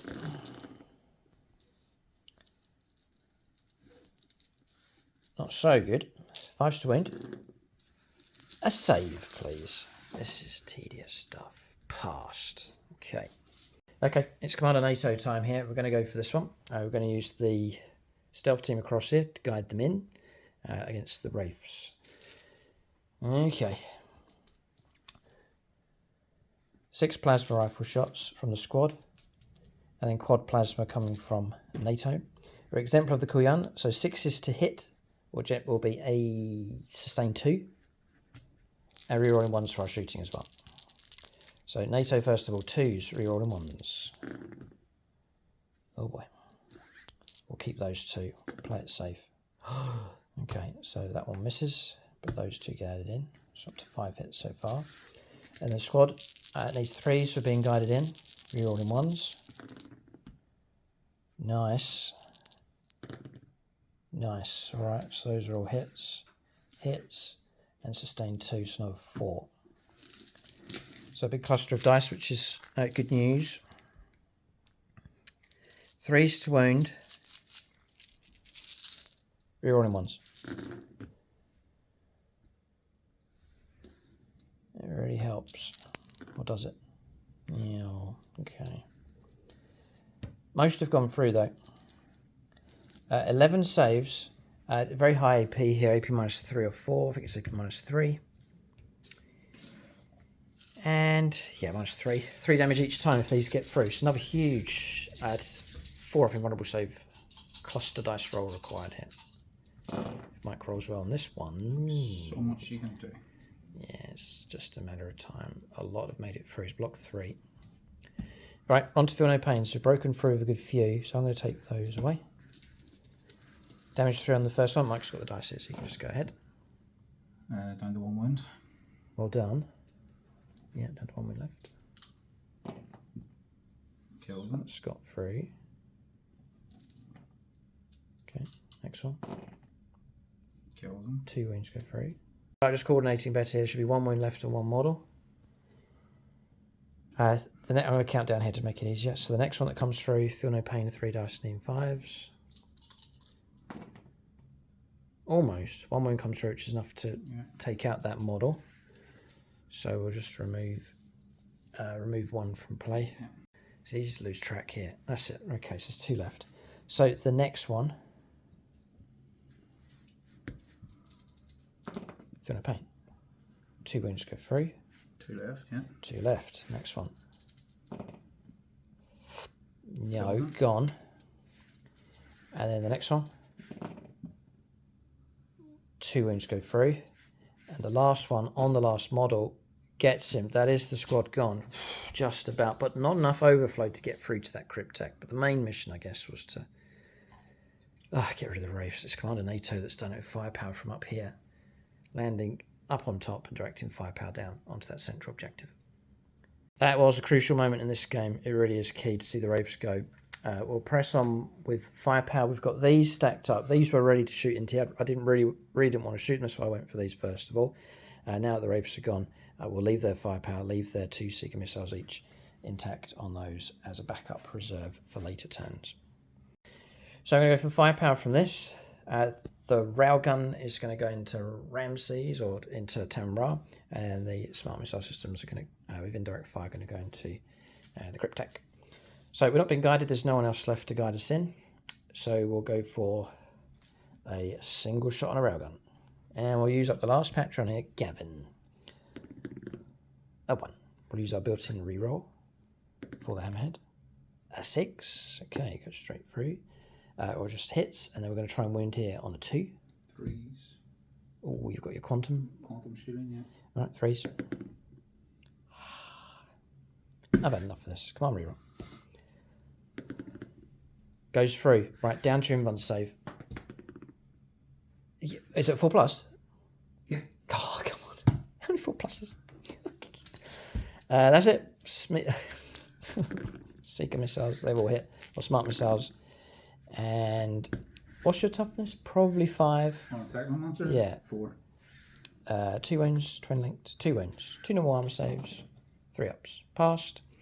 We'll go with the next hammerhead. Same target, same process. So just checking, the ghost skill across here does have a battlesuit support system built in. So I'm going to use him to shoot as well. But I'm going to use this hammerhead to guide him against Tamra as a backup. We'll go with this hammerhead here. So needing a 3. Use our reroll. We've got a hit. A 6, please. No, it doesn't, because of your ability. Mm-hmm. Okay, right, done. We'll try and go after the Cryptek. And a wound. Save a 3+. Passed. Alright, so down to the ghost skill. He's going to put his shots into Taman Ra. What a disaster. Well, supercharge. It could cost us our life here for hazardous, but we'll do this one. So, guided in, -1 because of my damage, though, so 4s. What can you do? 3s to win becomes 4s. 4s, yep. Just the 1 wound comes through. -2. 4+. And blocked. The green dice. Well done. Twin fusion blaster. Misses, and that's it. Well, well, well. Oh yeah, before I forget, the hazardous roll. Oh. Okay. In the middle of combat resolution here, Tamra's attacks coming through. Just the 2 hits is going against the vehicle. And no wounds coming through, alright. So that's his attacks done. That's the only combat here. I'll just make our attacks now with the Devilfish. That'll be combats in turn finished. Alright, so no damage coming through. Points coming through. Not as many as we'd hope, but still an avalanche of points here for the Tau. We got 4 points for primaries. Then destroying an enemy unit accomplished. Then that meant destroying more than the opponent. So another 4 points coming through on top of that. And then 3 points coming through for overwhelming force, destroying the Wraiths on the objective, and 2 points for destroying them for no prisoners. Could have been a few more points, but not much. The bulk of the points did come through for the Tau in the end, taking us to a total of 28 points to 4. Tau are ahead by a significant amount at this stage in the game, and another significant event is the destruction of the Wraiths there in the centre of the board. It took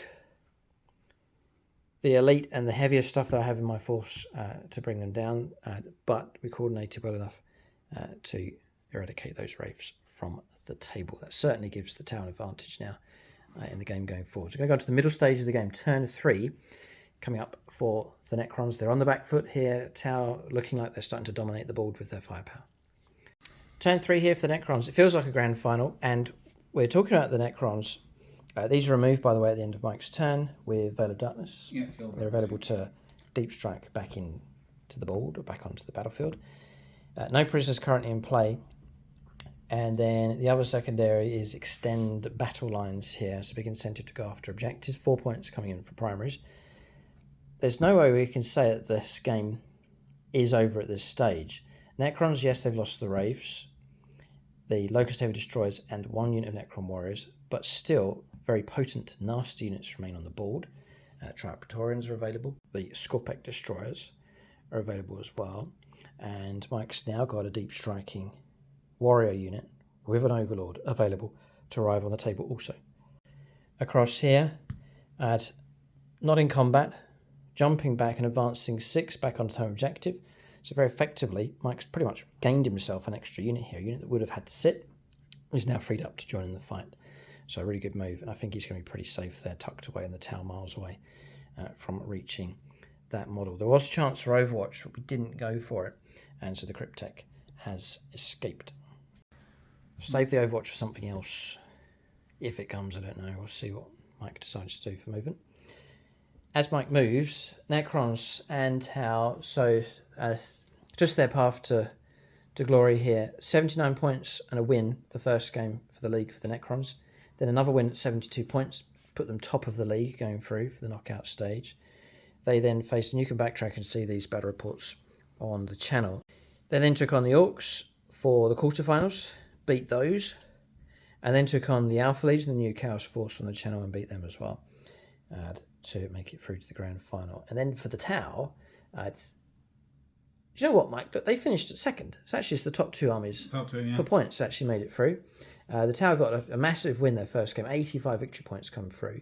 Then they lost, but still scored 54 points on their second game, taking them to 139 in total, which wasn't beaten by anybody else. They got through at second place. The Tau took a different route. They took on the Black Legion first of all and beat them, the current channel champions. They then took on the Harlequins. A cracker of a game and could have swung either way, but the Tau managed to make it through just about to the grand final. That battle's over on channel membership. So that's the path the 2 forces have taken. The Tau have cut down some Necron units, there's no doubt about that. But for them to start boasting a victory would be a grievous error for sure. We'll see how the Necrons respond here, see if they can mount a decent counterattack at this stage. So movement complete here for the Necrons. We've seen this advanced move taking place. Good move. Here comes the attack. So moving across to the middle. Tomb Blades moving out. Triarch Praetorians on the move as well. It's a stretch. It's not the ideal situation. A 10-inch charge to jump up there if that charge goes ahead. And there'll be a mess for Commander Ghosttide and his unit. Mike's made plenty of 9-inch charges for the Necrons. Just needs to make a 10 for that one to go ahead. Tamara electing to remain in close combat. Weren't able to Overwatch. I was watching him, but refused to move. Didn't move here for Overwatch, and then now the Necron Warriors are turned up on this flank to potentially shoot at, if not charge, the Breacher squad. That's movement done for the Necrons. Mike has kept the Scorpec Destroyers off the board. Struggling to find a breaking point. Across that side, it's the remnants of a Tau strike team. Not much value, and they're stretched out. And then across here at Breachers to go after, but again, it's away from the main Tau line. So Mike selected just to keep those as a unit that he can bring in on turn 3. Movement's done. We're going to shooting phase next. All right, so you're in the middle of shooting phase. Tamara's squad has erupted flare fire into the strike team. And that's my saves. Look at that, horrific. Just lost 7 from that squad. And then a single shot's going to come in from the Tachyon Arrow straight into the Devilfish. Yeah. 2 shooting into combat. Oh, yep. Do you start on 2s? Start on 2s. Okay, +1, -1? +1. Got the hit. Wounding. Strength 16. Toughness 9. 3s to wound. Come on, reroll. No nonsense. He's got a 2. Ouch. Sorry, that laugh was just a natural reaction, but yeah. It's happened to both of us here in this game. Do you want to roll to see what the damage would have been? Just to comfort yourself. Straight. A 1. Plus something. 2. Okay. All right. No damage coming through. I need to remove some breaches. Whoa. 7. You virtually wiped the squad. It's just 1 model left and the Cadre Fireblade. That would be a good result. Tamara's now going to find the Ghost Kill is in range. Stealth cancelled out by his +1, but then a further -1 for shooting out of the combat. So 3s, I think. 4s. 4s. Eek, 1 hit. That could be a lethal as well. So lethal. Goes straight through. -2 damage. -2. So I'm going to go to a 4-up. Oh, we live. Base of 2+. We're surviving. Okay, next bit of firepower. I think we've both made a mutual decision, and that's to do 1 grand final. Only 1 grand final a year. We're not going to do any more because these games, they are tough going. They're mentally, you're just weighing up, is this the right decision? Should I do this? Just like for 6 hours straight. Just like, imagine it's like playing a grand final. It's like a busy road where you're trying to cross the road and looking both ways, and it takes you 6 hours to make it. So you finally cross the road. That's what it's like. It's just you're trying your absolute best to weigh everything up, and then you think, well, there could be a few thousand people watching every move I make. That as well, and they're allowed to leave comments about everything you do as well. So it's not. Oh dear, it's a bit of pressure.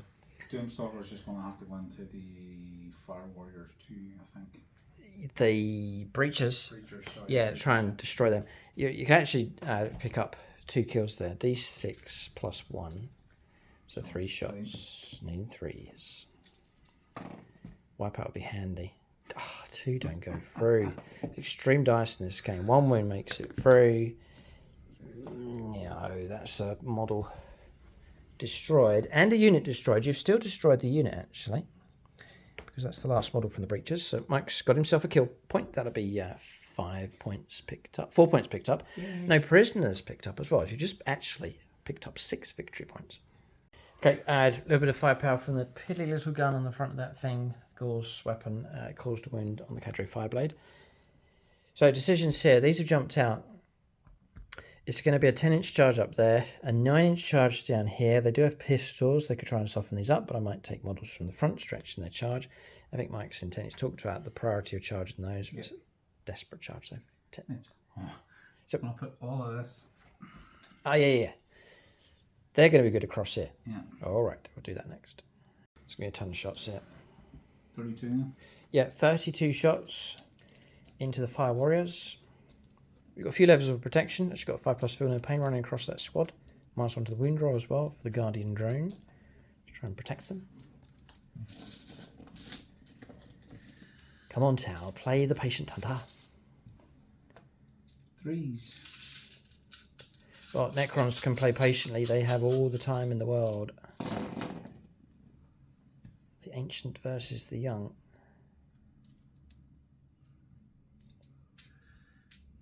Where is the fragile Imperium? It really sets the channel up for asking that question. Where is the Imperium of Man? It really has been Xenos dominated in the end. We feared Abaddon would take the crown for the 2nd year, but all Chaos forces have been brushed aside, and it's been Xenos themed for sure. Although there is 1 Chaos army left that could take 3rd or 4th. That's the Alpha Legion. We do plan to play a runner-up game for 3rd and 4th position. That game will be Alpha Legion versus Harlequins. I've never played that combo before. Fascinating encounter. That'll be over on membership. That's the plan. So 3's the win, yeah? -1 to the wound roll because of the Guardian drone. Oh, I don't like that. Look at that again. The Guardian drone helping out. 5. And you got 1 devastating to the side, yeah. AP0. I can claim cover going through like here, but I should probably take from the end. So I'll just go for normal armor saves of 4+, which you only block 1. I'll then go for feel no pain. And it doesn't help at all, so I do lose 4. I'll take from here.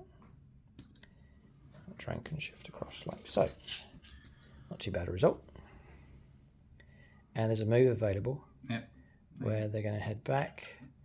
I wondered, why has he abandoned that objective? But no, he'll head back and reclaim. I think that's your plan, isn't it? Yep, that's right. Gotcha. Instead of using them as bait, like I have been. Yeah, just like I've been using them popping out attacks. Pop out. And pop pop back in again. Back in again. Fine, great way to use them. Yeah. All right, we're on to charges next. Jumping over the fallen tower commander, a 10-inch charge required. Yep. All patrons burnt up. It's down to the green dice. The green dice say 6 and... 1. Okay. Charge doesn't go ahead. Anybody else for charges? Built-in rerollable charge. I was going to say you had no CP, but they have it as part of their ability.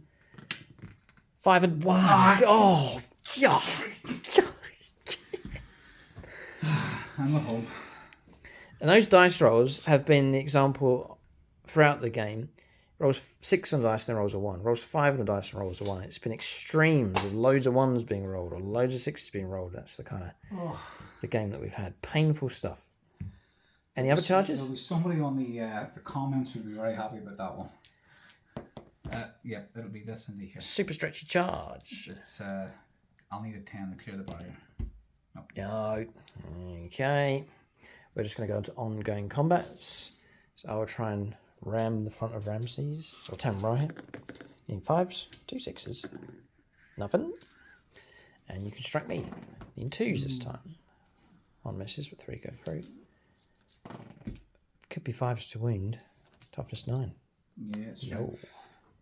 7, I think. 7 or something. Yeah. Alright, so tedious combat across there. That's that resolved. End of turn. We'll calculate points.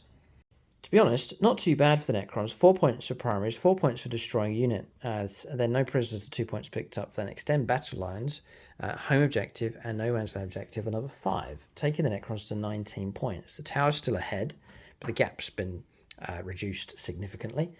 I guess, though, we do have a turn in hand. 28 points. They're about to add some more points on top of that. So the tower are still firmly ahead. Necrons are playing catch-up.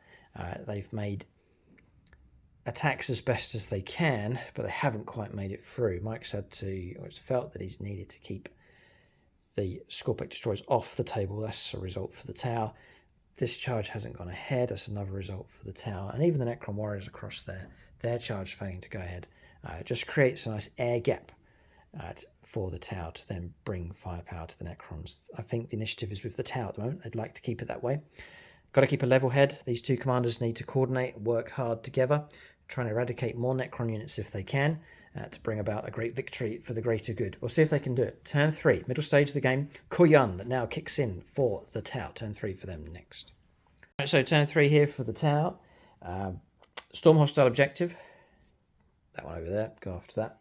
Extend battle lines, holding the home objective, and we've already fulfilled that one in the centre of the board. So that's good. More points potentially coming through. 4 points for primaries. And have to mention that Ethereal across there. 3 turns in a row, rolled a 4+ to gain us the extra CP. So well done to him. He's certainly enthusiastic here for the tower. We'll go on to their movement next. All right, so movement for the tower. It's just like a square block of them here that's just moving out with overlapping fields of fire. I reckon we've got a move here with our shooting that could potentially kill the Necrons off. We'll see. It's an ambitious claim to make against the Necrons. You have to respect them for their durability. But the tower pushing out with confidence here. So pushing to the end with these, just watching our edge, although Mike has rapid ingress down with the Scorpic Destroyers. So all the units available now on the board. Holding, and holding with the backline firepower. Moving across to help guide some firepower in against the Praetorians. Didn't make their charge. Shifting to our left a little bit with the Warriors. Roll a 6 for an advance. We shot right across here onto the objective with Commander NATO now claiming the centre of the battlefield. Ghost Kills moved up to lend some firepower support. Also, really it's been a switch of commanders. So moving across here in this direction, 8 with the Enforcer, 10 with the others to go after Tamra. Or if he's destroyed by other units shooting at him, then our firepower will be free to go after the Canoptic and Doomstalk. We reckon we really can put some shots into those flanking units, or those units over on that flank. If they're brought down and cleared, the Necrons really will be running out of options. Piranhas, I've saved those. I've got them in the middle, ready to pounce out in either direction for when Mike's reinforcements arrive, which they now have. They've turned up over there, ready to burst out in this direction. But the danger for any Necron unit is these now. In the middle of the board, 24-inch coverage, and Overwatch. Any 6s will beat sustained hits of 2 with those dangerous plasma weapons. We're going to shooting phase next for the tower. Yeah, I'm not going to save their firepower. I'm actually going to shoot with those. I do have a target. It's Tamra. I'm going to go after him. I'm going to guide the shots in from here with these most versatile and useful stealth teams, just to help us reroll our 1s to hit, reroll 1s to wound. So we're going to go with all the Seeker missiles on these. There's 2 each, there's 6 shots. We actually have 1 fusion blaster in range and some gun drone shots as well. So there's all of that firepower to go. So we'll go with the fusion blaster first. We're guided in, we need 3s. And we get a hit. So we're going to try and wound you. And we will re-roll that because of the stealth team. And it still doesn't go through. Now we're going to go for 3s to hit re-rolling 1s with the Seeker missiles. Alright. Sustained hits 2 for being guided for KOYO. 3s to wound becomes 4s. 4s to wound. Re-rolling 1s. Come on. God, it really does help. 2 make it through. 2 invulnerable saves of 4+. He's as solid as a rock. Passed both. God, the damage would have been 11. I'll have to kill him, yeah. Oh.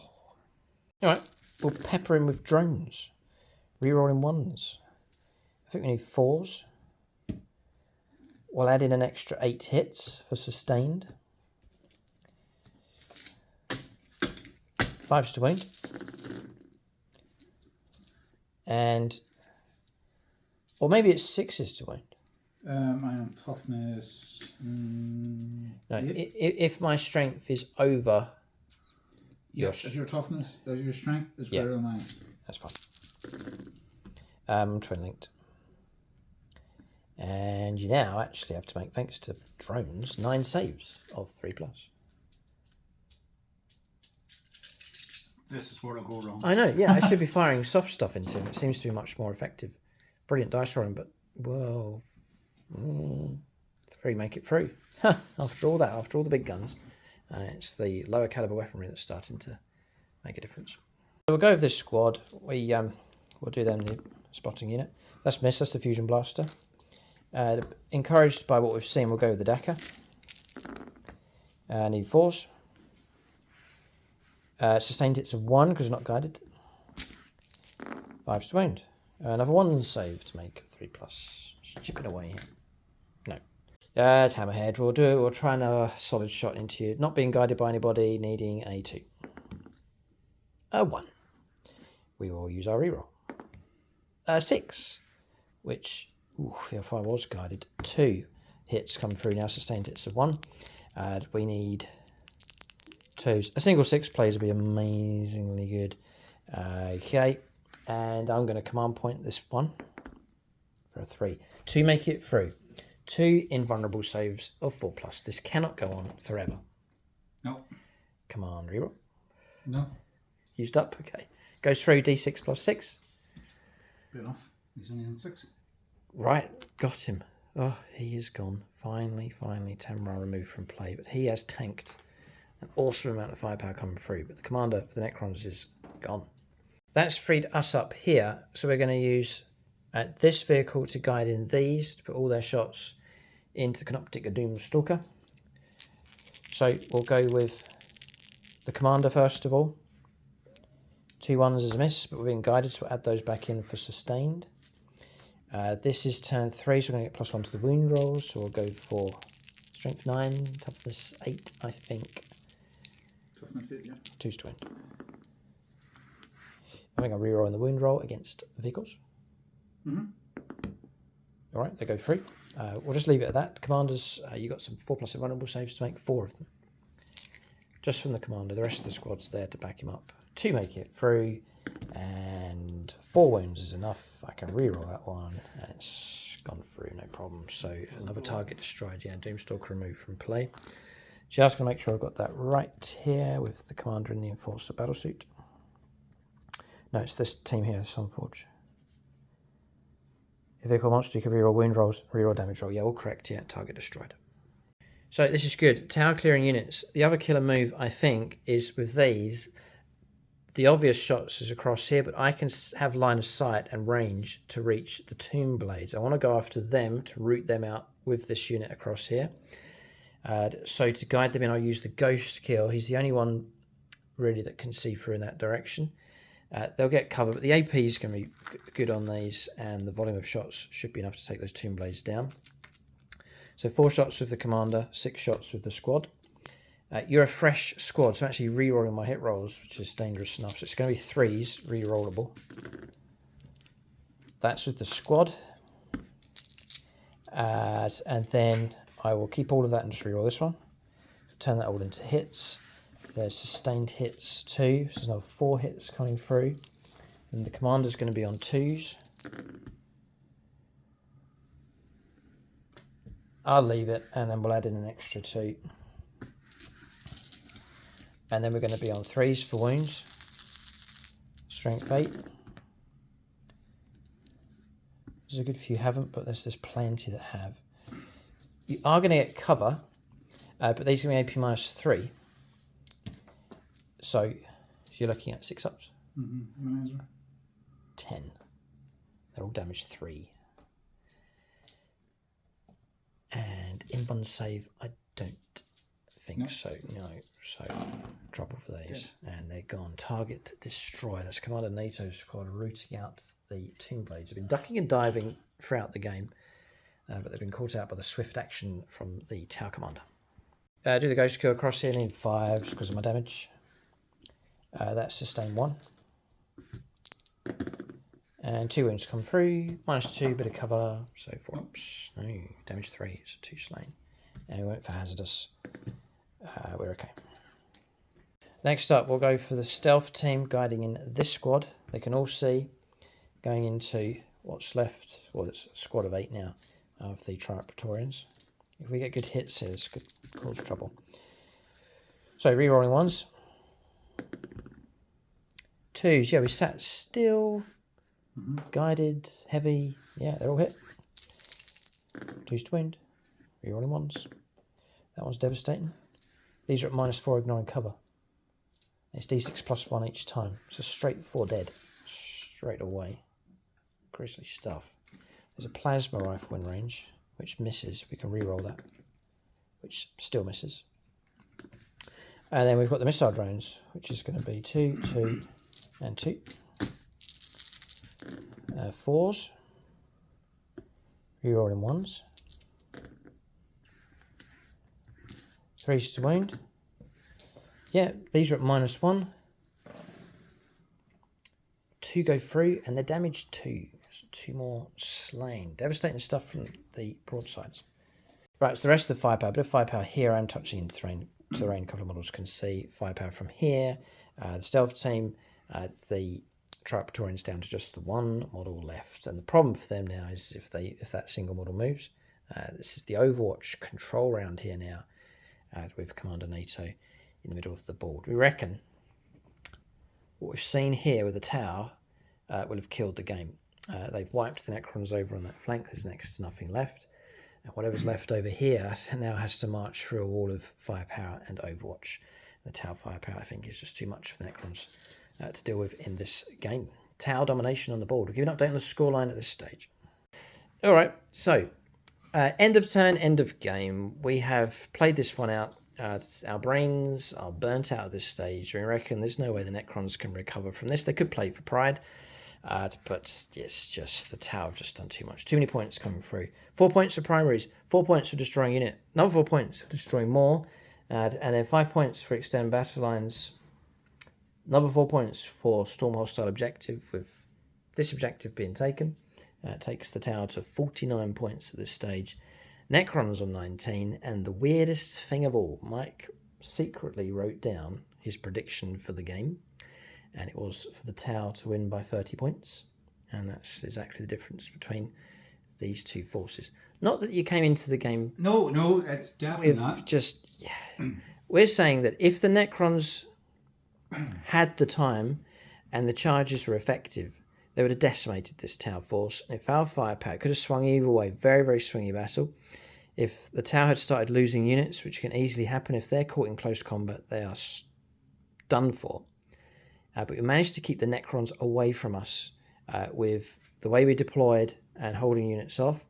It gave us that breathing space to pick on Necron units and take them down and destroy them. It took a while.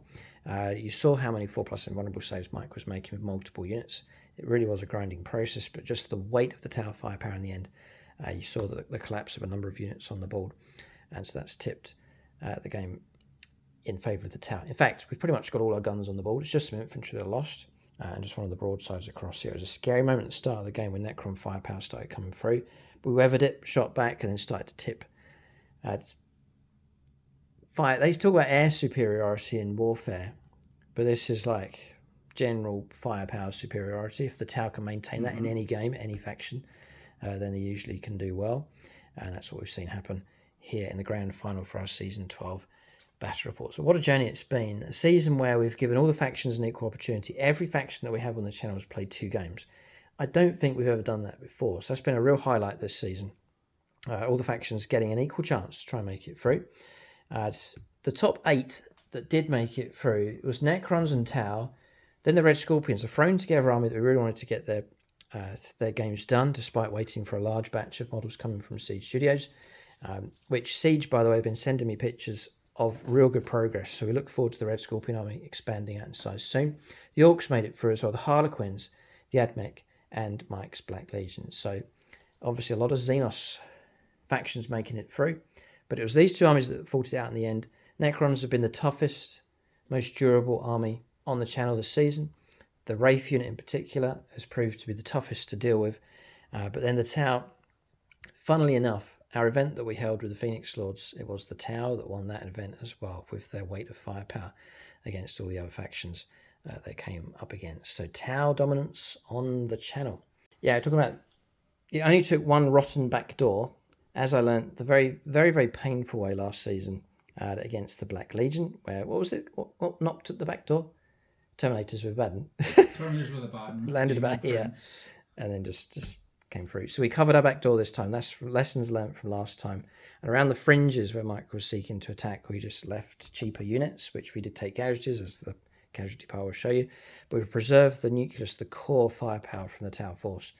And then not doing any kind of weird reckless stuff with the suits, just dropping them in tactically and then pushing out with them seemed to work really well in this instance also. So units to the game for both sides. First of all, a couple of silver level Patreons. We have Dumpy Grimbo and Brian Nielsen. Big thanks to them for their support at silver level. So for the Necrons, Tomb Blades, really good work from them, moving in and out, good tactical play, good shooting from them, helping to mop up infantry units and then getting back onto the objective. And then an honourable mention to Taman Ra for his tanking. It's 4 pluses, yeah. 4 pluses. So too of the Canoptic Doomstalker. Any actual choice, though, specific choice out of all of those? No one really got a chance to get going. Yeah, it's true. For the Tau, must mention these. The ability to help reroll ones for hitting and for wounding has proved very, very useful in this game. As in every battle, I'm glad to have 2 units of them just helping to guide units in. But it's going to go to Commander NATO and his squad. Blistering firepower available from those. And they've got themselves, in this game, into a prime position on the table. But devastating firepower from them. Really helping to seal victory here for the Tau on turn 3. So that's the battle. Another grand final completed. Tau taking the channel crown. As to how long they can hold it for, we'll have to see. Xenos dominate at this stage. Chaos Legions gaining in strength as we've seen them expand on the channel. And what of the Imperium? We shall have to see. Is it the tears of angels I see falling to the ground? Or perhaps the cry of the wolf in the distance? Or even whispers in the dark? We shall have to see. So who knows who shall strike from the skies or from the darkness? We'll have to see. Keep a look out on the channel. We hope to bring you more factions, more games going forwards. Big thank you to everyone that supported us for this season, for Season 12. It's been a good one. Better organised, I think. I hope to take what we've learned here and the structure that we've done, take that forwards into, could it be, Season 13? We hope to go forwards with that next time. Keep a look out for the runners-up battle. 3rd and 4th place, that's Alpha Legion versus Harlequins to complete the season. That battle we hope to film and put out onto YouTube channel membership. We need your help. We need your support. This channel can only exist through supporters on channel membership and Patreon. It's the 300 campaign. So do join us if you can. Any tier, any level, we'll give you a name shout out in one of our up and coming battle reports. And with that support, we can keep the content coming and hopefully have a great season going forwards for 2025. But for everyone that supported us here for 2024 and for our Season 12 games, thank you very much indeed. And a big thanks to Mike as well for taking part. He's guided the Necrons well throughout the season. It's only right that he was able to command them here for the final battle. But for now, Tau have taken the channel crown. They are the kings. How long they shall reign for, we shall have to see. Xenos dominates, but that can all change going forwards. The Imperium will seek to make their mark on the channel, and so too the forces of Chaos. Keep a lookout for more battle reports on the channel and on channel membership. Thanks for watching. Tune in next time. Merry Christmas and a Happy New Year.